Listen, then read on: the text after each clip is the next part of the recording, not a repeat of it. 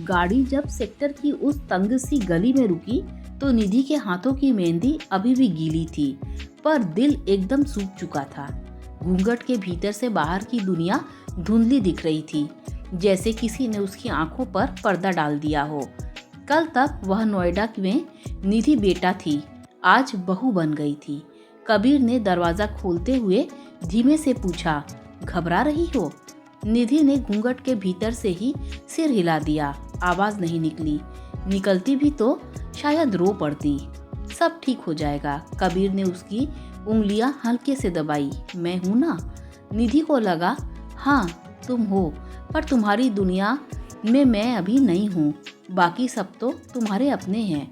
घर के दरवाजे पर सुधा जी खड़ी थी, चमकती हुई साड़ी, तेल से चिकने बाल और हाथ में आरती की थाली। उनके चेहरे पर मुस्कान थी, पर वो वैसी नहीं थी जो आंखों में उतरती है। आ गई बेटा, उन्होंने कहा, पर लहजे में बेटा से ज्यादा परीक्षार्थी का एहसास था। रुचि, कबीर की छोटी बहन, दौड़ती हुई आई। भाभी चलो, आराम से।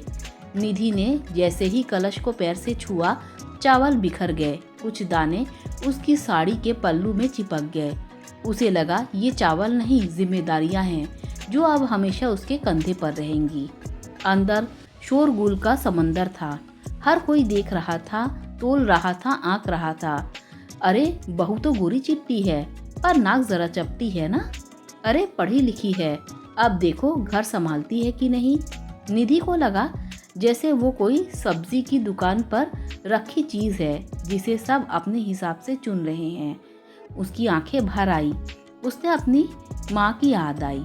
माँ 5 साल पहले चली गई थी, पर आज जैसे कल की ही बात लग रही थी। माँ होती तो किसी की हिम्मत नहीं होती कि उनकी बेटी को ऐसे परखे। रात को जब घर खाली हुआ तो रुचि निधि को कमरे में छोड़ गई। कमरा फूलों से सजा हुआ था, पर खुशबू में भी अजनबियत थी।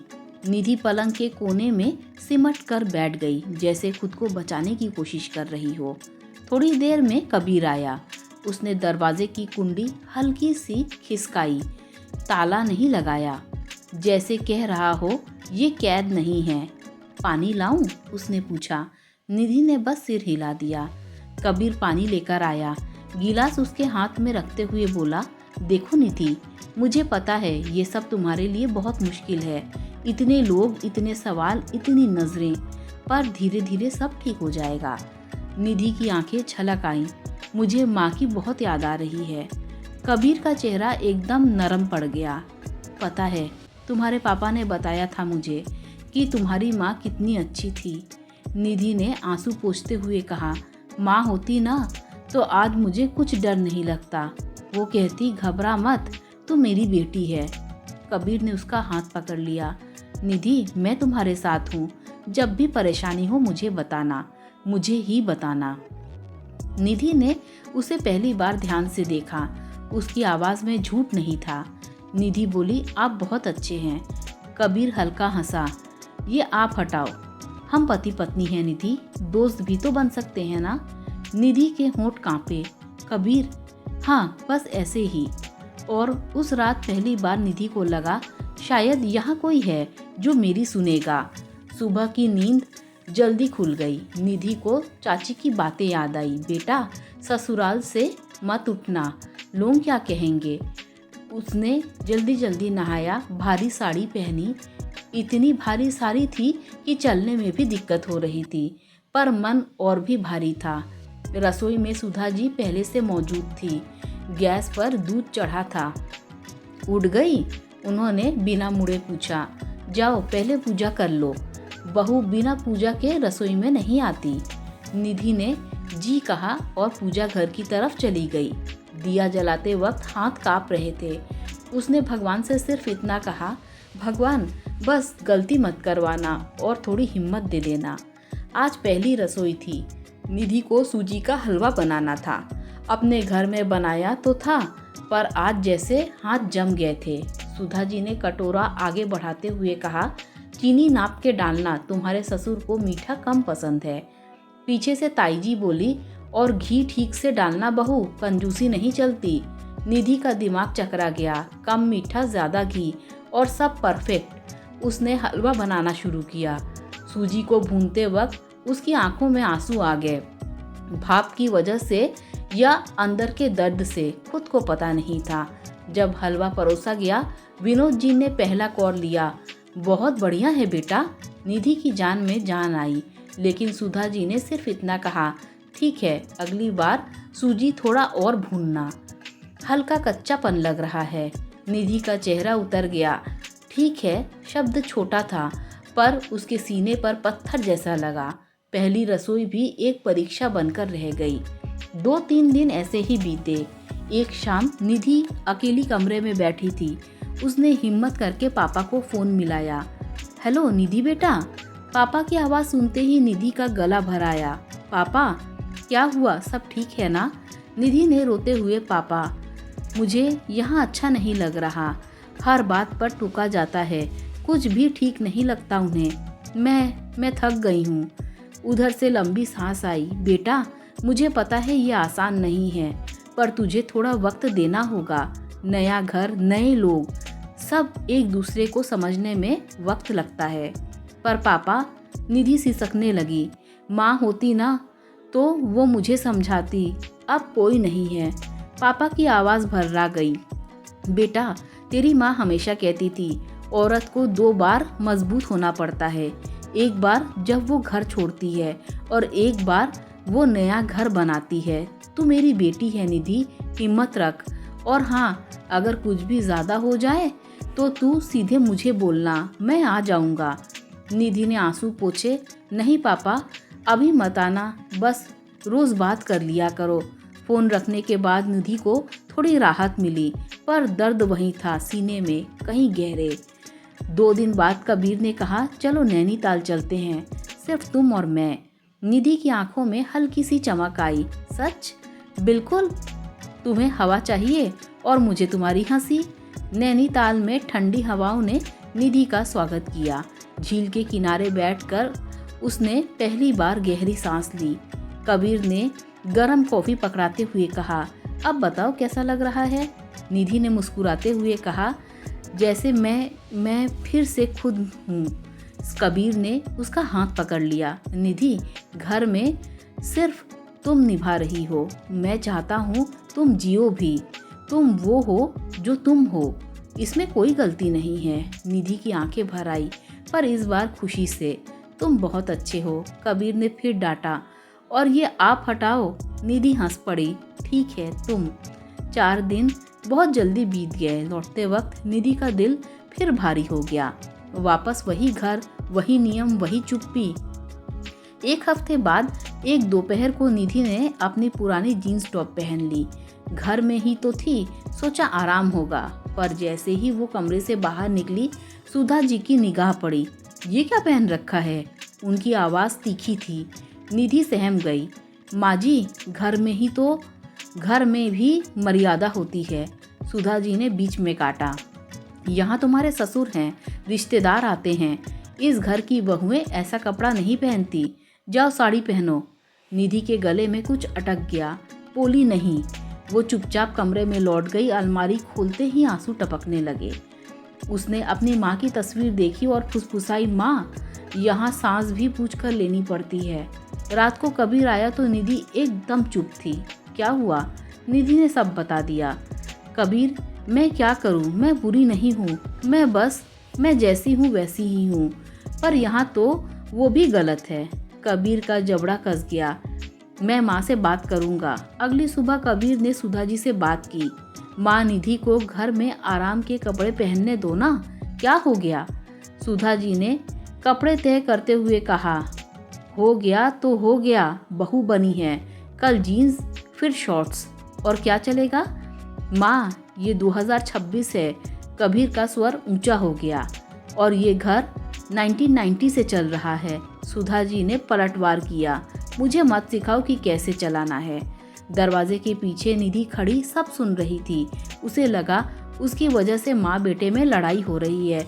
वो चुपचाप पीछे हट गई, जैसे खुद को ही दोषी मान रही हो। दिन बीतते गए। एक शाम निधि छत पर कपड़े डालने गई। वहाँ विनोद जी अकेले बैठे थे। हाथ में पुराना फोटो एल्बम। उनकी आंखें नम थी। निधि ने हिम्मत करके पूछा, पापा जी आप ठीक हैं? विनोद जी चौंके, फिर हल्की मुस्कान आई। हाँ बेटा, बस पुरानी यादें देख रहा था, बैठो। निधि बैठ गई। फोल्डर में तस्वीरें थी और एक तस्वीर ऐसी जिसमें सुधा जी खुले बाल, हल्की लिपस्टिक और जीन्स टॉप में किसी मेले में खड़ी हंस रही थी। निधि की सांस रुक गई। पापा जी, ये माँ? विनोद जी ने तस्वीर को प्यार से छुआ। हाँ, तुम्हारी सांस कितनी खुश दिखती है ना। शादी से पहले बड़ी बिंदास थी, हंसती थी, घूमती थी, अपनी मर्जी की मालकिन थी। निधि के होंठ खुले के खुले रह गए। तो फिर अब? विनोद जी की मुस्कान गायब हो गई। फिर घर ने बदल दिया बेटा। मेरी माँ बहुत सख्त थी, ये मत पहनो, वो मत बोलो, ऐसे मत बैठो। धीरे धीरे सुधा ने अपना रंग दबा लिया, और जब कोई अपना रंग दबा लेता है ना, तो बाद में उसे लगता है यही सही तरीका है। अब वो भी वही कर रही है जो कभी उसके साथ हुआ था। निधि की आंखें नम हो गई। उसे पहली बार समझ आया, सुधा जी की सख्ती के पीछे उनका दर्द है। वो जानबूझकर बुरी नहीं है, बस डरी हुई है। 2 हफ्ते बाद निधि को तेज बुखार चढ़ गया। वो उठ भी नहीं पा रही थी। सुधा जी कमरे में आई तो निधि को कांपते देखा। उन्होंने माथे पर हाथ रखा। उनके चेहरे की सख्ती एक पल में पिघल गई। इतना बुखार? उन्होंने घबराकर कबीर को फोन करती हूँ। निधि ने कमजोर आवाज में कहा। माँ जी आप परेशान।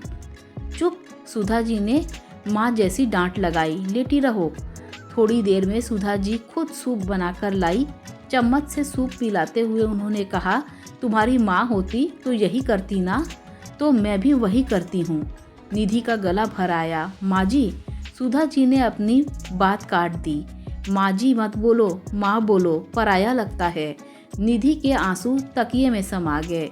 उसने बहुत धीमे से कहा, माँ।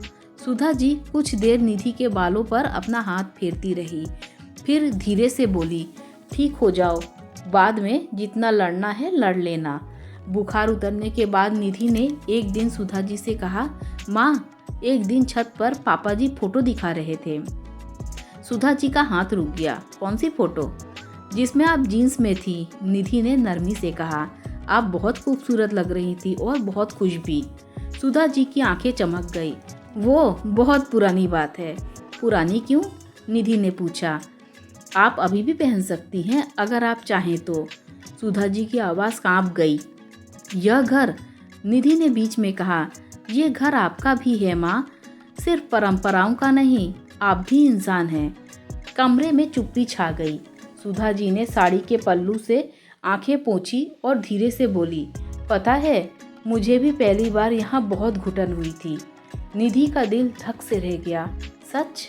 हाँ, सुधा जी ने सिर हिलाया, पर मैंने दबा लिया, सालों तक दबाया, और फिर वही दबाव आदत बन गया। निधि ने धीरे से उनका हाथ छुआ। तो हम आदत बदल सकते हैं ना माँ? सुधा जी ने गहरी सांस ली। धीरे धीरे शायद। उस रविवार निधि बाजार से एक पैकेट लेकर आई। सुधा जी के कमरे में जाकर बोली, माँ ये आपके लिए। सुधा जी ने खोला। एक बहुत खूबसूरत नीला सलवार सूट, हल्की कढ़ाई के साथ। मैं ये कैसे पहनूं? सुधा जी घबरा गई। जैसे मैं पहनती हूँ। निधि मुस्कुराई। बस आज पहनकर तो देखिए। सुधा जी ने झिझकते हुए पहन लिया। जब वो बाहर आई तो विनोद जी अखबार नीचे करके देखते रह गए।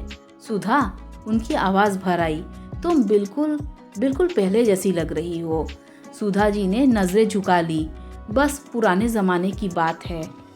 निधि ने हल्के से कहा, पुराना नहीं माँ, आपका अपना। उस दिन रात के खाने पर सुधा जी ने निधि से पूछा, तुम्हें कौन सी सब्जी पसंद है? निधि ने हैरानी से देखा। माँ मुझे भिंडी अच्छी लगती है, और आपकी बनाई दाल। सुधा जी ने हल्की झिड़की दी। दाल तो रोज़ बनती है, उसमें क्या खास है?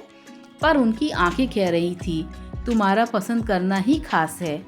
कुछ महीने बीत गए। घर पूरी तरह नहीं बदला। कभी सुधा जी टोक देती, कभी निधि परेशान हो जाती, पर अब बीच में पुल बन गया था, बात करने का, समझने का, माफ करने का। एक शाम निधि बालकनी में खड़ी थी। नीचे वही गली, वही दूध वाला, वही बच्चे, पर आज सब अपना सा लग रहा था। कबीर पीछे आकर खड़ा हुआ। अब कैसा लगता है? निधि ने मुस्कुराकर कहा। अब लगता है मैंने घर नहीं खोया, बस एक और घर बना लिया है। कबीर ने उसके कंधे पर हाथ रखा। और माँ? निधि ने गहरी सांस ली। माँ भी शायद खुद को सीख रही है। कबीर ने उसके माथे पर हल्की सी थपकी दी। फिर तो हम सही रास्ते पर हैं। निधि ने आसमान की तरफ देखा। उसे लगा माँ कहीं दूर है, बस भीतर बैठकर कह रही है, बेटा सब्र रख, रिश्ते पक्के हैं, टूटते नहीं। दोस्तों, आपको निधि और सुधा जी की इस भावनात्मक यात्रा में सबसे मार्मिक पल कौन सा लगा? क्या आपके साथ भी कभी ऐसा हुआ है? अपनी राय कमेंट में ज़रूर बताएं। और आपको स्टोरी अच्छी लगी हो तो लाइक, शेयर, सब्सक्राइब करें। Thanks for watching.